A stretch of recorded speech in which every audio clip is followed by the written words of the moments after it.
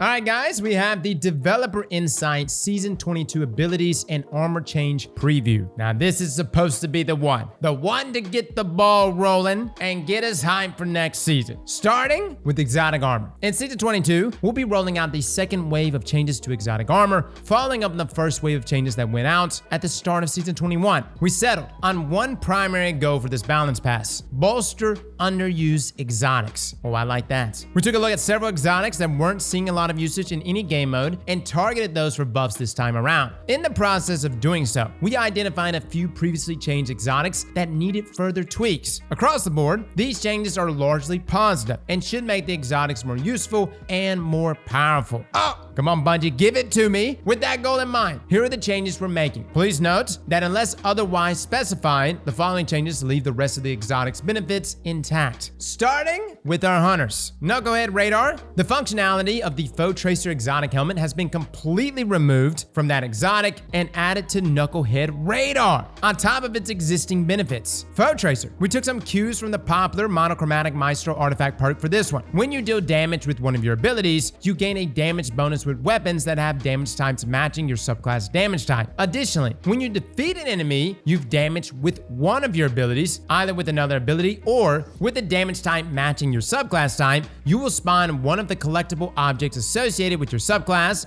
such as Ionic Traces or Fire Sprites. Wow! Honestly guys, this is kind of genius. Bungie's essentially playtesting future exotic perks or additions to exotics via our artifact system. Can you believe it? So again, Knucklehead Radar, which gives you radar while aiming down sights, is also going to get the same tracking capabilities and that small damage buff at the end being added to that exotic. And then Foe Tracer is going to get the ability to gain a damage bonus with weapons that have damage types matching your subclass damage type. Now, if you remember Monochromatic Maestro, the mod said that dealing damage with elemental abilities grant increased damage to weapons of the same element for a short duration. Guys, correct me if I'm wrong, but I believe it was like a 10% buff inside of PvE and around a 5-second duration. Now, what I really like here is after you defeat an enemy that you have damaged with one of your abilities, you're going to actually be able to spawn in things like a Void Breach, a Fire Sprite, Ionic Traces, etc. So again, big shifts here between these two different exotics. I like the rework for Foe Tracer and also like the consolidation there toward Knucklehead Radar. Now, Lucky Raspberry. This exotic was a little too unreliable in its current form, so we've taken a crack at streamlining its energy gains while leaving some of its benefits intact. The exotic still expands the chaining capabilities of arc bolt grenades, but now, instead of basing the grenade energy gains on those chains, each time you damage an enemy with lightning strikes from the jolted condition, as well as each time you pick up an Ionic Trace, you gain additional grenade energy. We've also given this grenade the intrinsic ability to stun overload champions. Oh, now you don't have to jolt them and then trigger the jolt lightning strikes just to stun them, making these grenades a more reliable tool against overload champions. Fellas, I know no one's really jumping up to use arc bolt grenades anywhere, but with Lucky Raspberry, if this rework plays out well, dude, straight up, we may be using arc bolt grenades in in-game content. Now, Renewal Grass. We've undone the previous nerf to Dustfill grenade cooldowns when using this exotic. Well, alrighty then. Okay, that may not seem like much. Let me just say this, Dustfill grenades with Renewal Grass is so good. I remember day one Valve the Disciple, that's literally how we survived, because Renewal Grass allows your Dustfill grenades to have that larger effect radius, but if you stand inside of the Dustfill grenade, you take reduced damage. And it was particularly on the third phase, the phase after the Caretaker, that we needed to survive. Renewal Grass and Dustfill grenades kept us alive. Now, essentially undoing that cooldown rate means you're just gonna have more Dustfill grenades. And for an exotic like Renewal Grass, that's fantastic. Now moving on to our Titans. Icefall Mana, as well as Doomfang Pauldrons, Path of Burning Steps, and Eternal Warriors. Bungie, what are you doing? We literally just talked about Path of Burning Steps. Season 21 included some changes to Eternal Warrior and the Path of Burning Steps. We added an escalating damage bonus to arc and solar weapons, respectively, when you get kills with those damage types. We like that this gave players another way to get surge-like bonuses, but the Eternal Warriors seem to have the most reliable way to get up to the tier 4 damage bonus. We've made some further changes changes to these perks to make them a little more reliable, while also expanding the functionality to 2 of the other exotics. All right, so Icefall Mantle, Doomfang Pauldrons, pretty much all these exotics here, they're still gonna maintain their functionality, guys. The difference is, instead of Doomfang having the ability to still give you a lot of super energy on void melee kills and throw continuous shield throws, it's also gonna get the Eternal Warrior treatment, where final blows grant an escalating damage bonus for that associated subclass. So for Doomfang, it's probably gonna be void. Just like for Eternal Warrior, it's arc. Icefall Mantle, stasis. Now, we talked about Path of Burning Steps here recently, and we said that Path of Burning Steps actually got a massive nerf, which it did. We ran the numbers back, and even though, yes, technically on paper, Path of Burning Steps at max stacks does have more damage, even surpassing that of Surge mods, it can no longer stack. That's Bungie's way of balancing these exotics. Now, what's interesting right here is that they use Eternal Warrior as the benchmark. It says that Eternal Warrior seemed to have the most reliable way to get to tier 4 damage bonus. This is actually in the wording there. Eternal Warrior states that arc final blows grant an escalating damage bonus with arc weapons. Whereas when you go look at Path of Burning Steps, it says that solar final blows periodically grant you an escalating bonus to weapon damage. Honestly, I'm gonna have to go and look and break this down, guys. But from what I'm seeing right here, no, Path of Burning Steps is not gonna have that damage bonus where it's stacked with Surge mods. That has not been reversed. It's still gonna be a tier 4 damage bonus at 25%. This is gonna be applicable to these 4 exotics that you see here in front of you: Doomfang, Icefall Mantle, Path of Burning Steps, and Eternal Warrior with their associated subclass, but it's gonna have the reliability that Eternal Warrior possesses as the base benchmark for all of these other exotics. I hope I'm explaining that correctly. I also hope I'm understanding this correctly. Now, guys, since the release of this article, Destiny 2 team account actually gave some clarification for our Titan exotics. They say that Icefall Mantle grants an escalating bonus to stasis weapon damage when getting rapid stasis kills. When you activate your class ability, you immediately gain the highest tier bonus. Doomfang Pauldrons grants an escalating bonus to void weapon damage when getting rapid void kills. When you get a void melee kill, you immediately gain the highest tier bonus. Wow. Again, guys, this is on top of what these exotics already do. So all the super regeneration from Doomfang Pauldrons, the continuous shield throws, Icefall Mantle, and its Glacial Guard perk, where it replaces your Barricade ability with a personal overshield, that will still remain intact. These are added benefits. Now, Path of Burning Steps, this is an interesting one. Getting a solar grenade kill now grants the highest tier solar weapon damage bonus. So again, still gonna be 25%, but a single solar grenade kill will grant that. All right? And Eternal Warrior, since the exotic only grants its highest tier damage bonus automatically when your super ends, which is a rare occurrence, the duration of arc weapon damage bonus when your Fist of Havoc super ends has been extended to 30 seconds, up from 10 seconds in Season 21. Bungie, thank you so much for giving us clarification on this, because no lie, when we first saw this, I was like, huh? But these honestly look really, really good. Now, ACD feedback vents. This exotic got a complete mechanical rework and now ties into the armor charge system, increasing its versatility and making it more useful in scenarios where you might not be taking a lot of melee damage. With the new perk, which completely replaces the old. When melee hits give you an armor charge, you take reduced melee damage while you have that armor charge. Taking melee damage causes you to emit a burst of damaging arc energy that jolts targets, consuming your armor charge and dealing more damage based on the number of stacks consumed. Note that the damage dealt by the burst of arc energy should be comparable to its current damage for 0 to 3 stacks of armor charge. All right, this is going to be interesting. I'm curious how this would work with Glaives, right? Like, hopefully it synergizes. Now, Hellfire Heart. This exotic often stands in the shadow of the more ubiquitous Heart of Inmost Light. To remedy that, we've removed its base energy to solar abilities and replaced it with a perk that will let you build more into sunspots. We think you'll be seeing many more sunspots on the battlefield as a result. As for the perk that greatly increases your ability regeneration rate when your super is fully charged, we left that as is. Okay, so something about Hellfire Heart. Number one, in my opinion, yes, I know everybody's like crazy about Heart of Inmost Light, but if you're rocking a solar class and you're sitting on your super, Hellfire Heart is second to none. Now, it improves the recharge rate of your solar abilities at base. Bungie stated, though, that they've removed that base energy recharge rate and instead replaced it with that perk that I guess in some way enhances sunspots. Now, you may be wondering, what are they doing to sunspots? I don't know. They didn't say. Maybe it's like ability regeneration on crack when standing in your sunspot. Maybe Bungie's finally giving us back Sun Warrior. You see, Sun Warrior was removed a long time ago with Solar 3.0. It was one of the best perks for my fellow Hammer Bros. Like way back in the day, we used to get a 25% damage buff inside of PvP for 10 seconds simply for stepping in your sunspot. Dude, imagine if we go back to that with Hellfire Heart. Now, Warlocks. As for Sign Verse, we've added 2 more pieces of functionality to this exotic. When you blink, the enemies near you when you reappear will be volatile. You can then leap away, triggering a series of explosions when you fire upon them. Additionally, when you are using the Nova Warp Super, the dark blink ability no longer consumes super energy.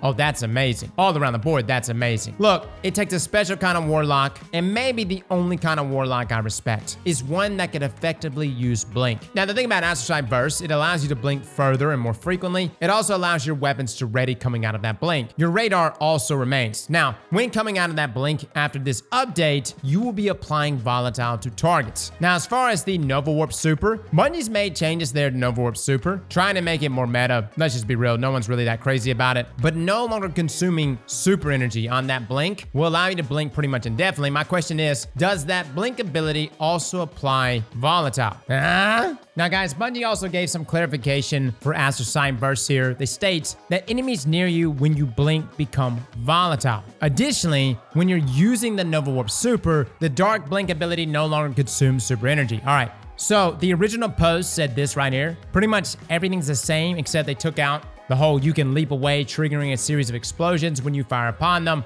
But notice right here, it says when you blink, the enemies near you when you reappear will be volatile. And then with the change there on Twitter that they stated, it states when you blink. So my understanding, the actual act of blinking, not coming out of your blink, causes the volatile effect. Now, Geomax Stabilizers. While we've often heard calls to restore the perk that lets you top off your super energy by sprinting, the legacy of that incentive still creates some pretty silly play patterns. Instead, we wanted to give players a way to get more super energy, no matter how charged their super is. Now, picking up an Ionic Trace while wearing this exotic will grant Guardians additional super energy. All right. Nothing about enhancing your load blowing though. Don't get me wrong, Geomax still does good, but you remember when it came out in Forsaken? Oh my god, I Kamehameha everything. Now, Wings of Sacred Dawn. Leaning onto the orbital weapons platform fantasy, we wanted to help players have a way to stay aloft longer, especially in target-rich PvE environments. Typically, reloading was the main cause for a float to end. This exotic now automatically reloads solar weapons, including the weapon you are holding from reserves each time you get a kill while aiming down sights. Try this out with Xenophage. Oh my god, do Bungie really wants us to play in the air with Wings of Sacred Dawn? Now granted, this may not be the craziest thing for PvP, but for PvE, that damage resists, yes, it does still stick you out like a sore thumb, but this is a playstyle we may actually try. Now, Winter's Guile. Due to the nature of the Stasis Warlock melee ability, this exotic was previously a disappointing choice for that subclass. We've added a new perk to this one, specifically for when you are playing your Stasis subclass. Now, combatants encased by your Penumbral Blast melee will automatically shatter after a short delay. Oh, wow. So just one and done, right? Get the freeze off, walk away, and don't even look back, and you'll get a kill. All right, all of these look good. As with any changes we make, we're going to be watching the data and your feedback carefully, and we may make additional tuning changes accordingly. We're already working on the next round of exotic armor tuning for future seasons, so stay tuned. Again, guys, I still maintain, man, Sandbox. I mean, these were exotics. Most of us. I mean, when was the last time you broke out Astrosite Burst? Years! I love seeing these buffs. Now, abilities preview. Hey, folks, combat gameplay team here to run through the ability changes coming with Season 22 later this month. Now, before we get into the actual changes, let's go over our goals for this release. Reduce the uptime and potency of Barricade abilities, particularly in high-level PvP activities.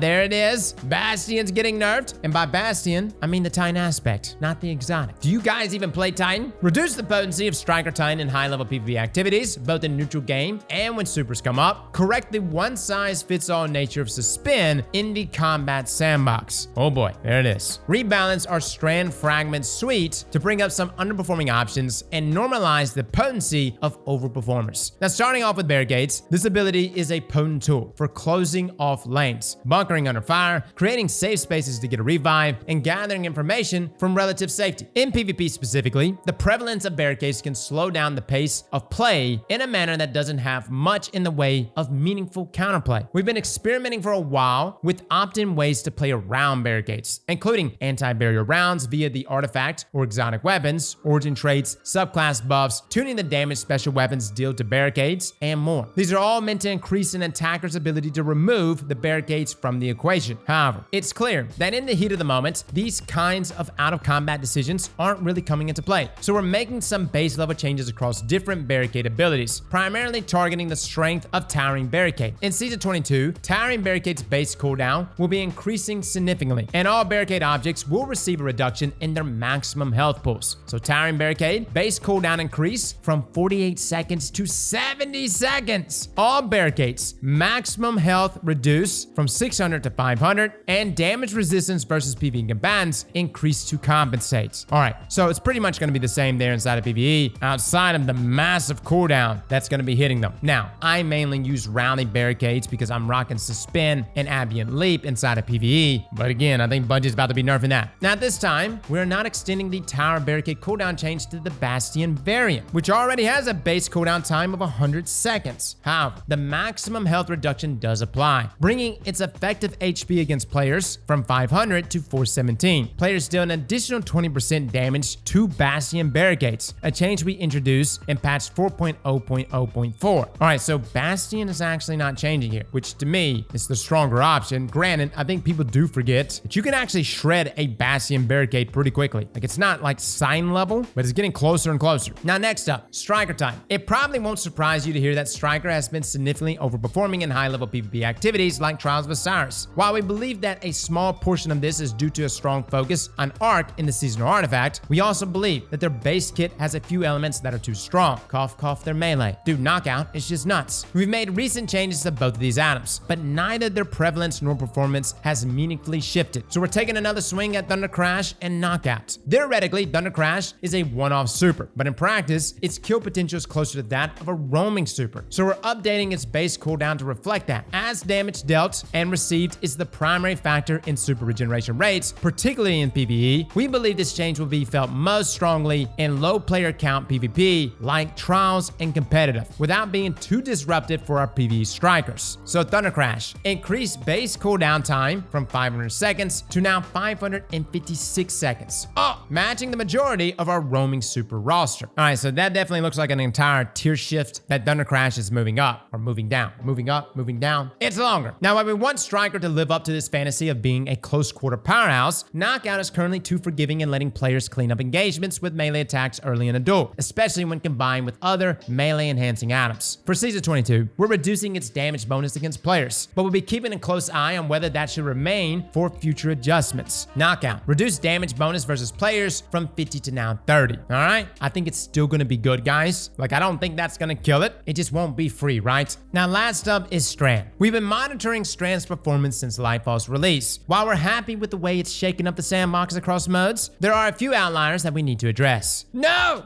Bungie, don't do it. I like Suspend. Let me do the thing. First up, Suspend. Damn. We played with a variety of Suspend times during Strand development and landed on a long duration to differentiate Suspend from Stasis Freeze, offsetting the lack of Shatter equivalent with additional disable time. Having seen the way it's played out in the live game, we don't believe this is the right place for Suspend to live. We want to shift both its uptime and potency for a few reasons. Suspend is currently a skeleton key that solves combat problems against all combatant types. Why, yes, it is. That's why we love it, Bungie. Its current duration heavily steps on the toes of Stasis Freeze, which we want to keep as the highest potency disable in the sandbox. The uptime of suspending items doesn't allow for meaningful player decision making when choosing when and where to place a hard disable. To address these problems, we're making a suite of changes across both Suspend and its supporting items to better carve out a healthier role for Suspend in the sandbox. The base duration of Suspend is being reduced significantly. We further reduced it against champion combatants to ensure that they remain a core focus in combat, a problem for the fire team's survivability that needs to be addressed with urgency. We're also reducing the energy regeneration granted by Thread of Mind and Thread of Generation. We don't believe the ability uptime these two fragments grant to suspending atoms is healthy for the sandbox. So for Suspend, reduce base suspend duration versus non-champion PvE combatants from 8 seconds to 5. Pain? Thread of Continuity now extends its duration to 7 seconds, down from 12 seconds. Wow, 2 more seconds, Bungie. Reduce base suspend duration versus champion combatants from 8 seconds to 3 seconds. 4 seconds with Thread of Continuity, and increased snap damage dealt to suspended boss combatants by 67%. Now, Thread of Mind, reduced class energy gain based on the tier of the defeated target. Minor combatants reduced from 15% to 10%, major combatants and player reduced from 25 to 15%, bosses, champions, and mini-bosses reduced from 50% to 25%. Now, Thread of Generation, reduce the overall energy gain per damage event against PvE combatants by about 20%, all right? Rebalance the energy gain multiplier across primary weapon archetypes.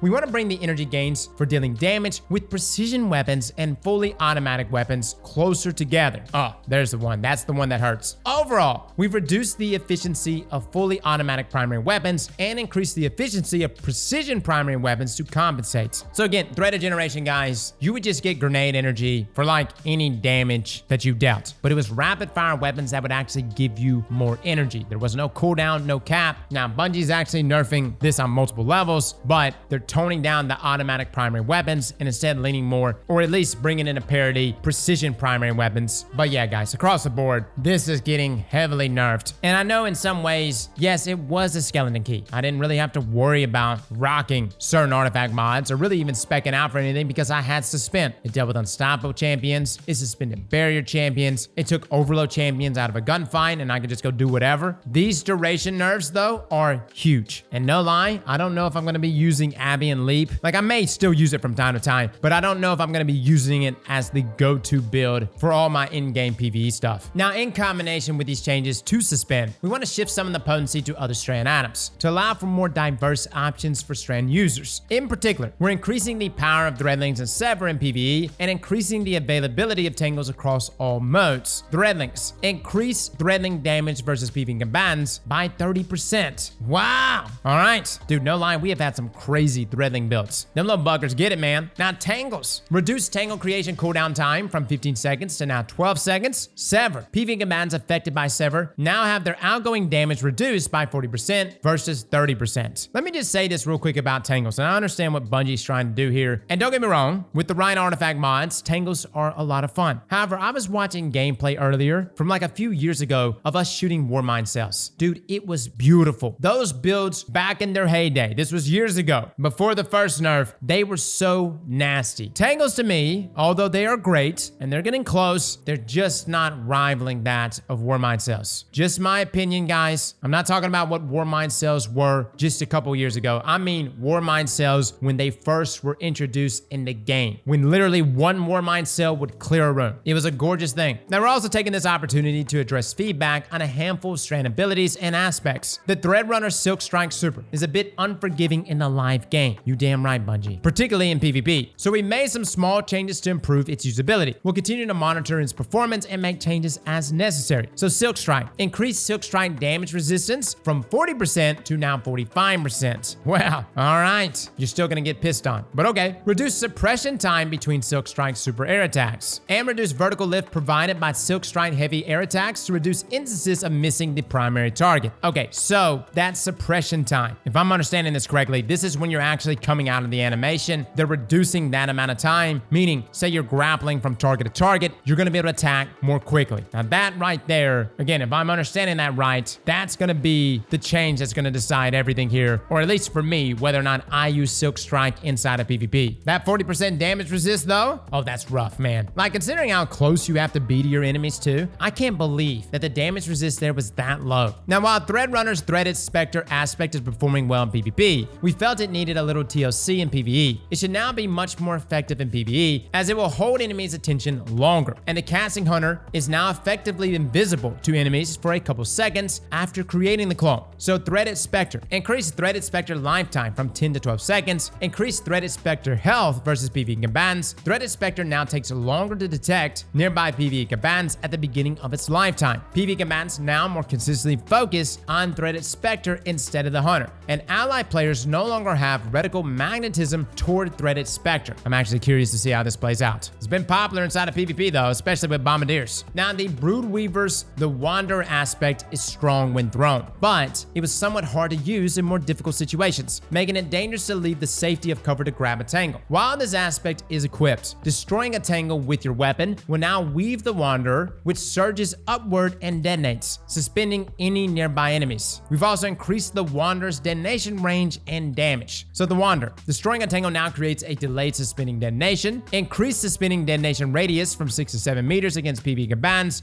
and increased thrown Wander Tangle detonation damage to match standard Tangle detonations. I'm not gonna lie, guys, I just wasn't that intrigued about it from the very get-go, considering we just came off of a season like last season with so many artifacts built into shooting Tangles. But I'm curious to see how this shakes out. Now, we heard consistent feedback that the Strand grapple melee wasn't working as players intended, particularly for hunters and warlocks with ranged melee abilities. Now, pressing your melee input consistently activates the grapple melee lunge instead of activating your charge melee. So grapple. Grapple melee always takes priority while active, regardless of whether or not a target is within range. Very nice. Now, as mentioned above, while shifting some of the power of Suspend to other Strand atoms, we took the opportunity to make some of the Strand fragments that correspond to threadlings and sever more attractive picks. We also made a small change to increase the ease of use of the Thread of Wisdom. So Thread of Propagation now grants plus 10 strength. Thread of Continuity grants plus 10 strength. Thread of Wisdom no longer requires a precision kill to activate. Thread of Isolation reduces the number of precision hits required to activate by an average of about 30%. Varies by weapon archetype. And Thread of Rebirth. The number of created threadlings now increase based on the tier of the defeated target. Minor combatants, 1. Elite combatants or players, 2. Boss, champions, or mini-boss combatants, 3. Now, all this is coming in Season 22, and some more changes too. Tune in on the launch day for a full list of changes and bug fixes, including a fix for Celestial Fire's Scorch non-activating melee perks like Sunbrazers. While Season 22 is getting locked in, we're working on a suite of Season 23 changes as well. We'll have more to share about Season 23 at a later date. But in the meantime, we'll be keeping an eye out for your feedback on all of these Season 22 changes. All right, guys, that is your developer insights, some buffs, and definitely some nerfs. Suspend, especially the Barrciade nerf. There are some indirect nerfs too that are going to be hitting some things. For instance, Lorely, which greatly depends on your class ability energy there for Titans. That's going to hurt you if you're rocking Towering Barricade. Granted, you'll probably just shift off to Rally. But all in all, it's those exotic changes that I'm most excited for. I'm curious to see how Lucky Raspberry shakes out, or ACD feedback, or whether or not we're actually going to be using Wings of Sacred Dawn inside of PvE, or if Blink is going to come back for my Warlocks out there with Astral Sign Verse. We'll see what happens, guys. Fellas and ladies, thank you all for coming and watching, and as always, slap that like button like your mama told you right.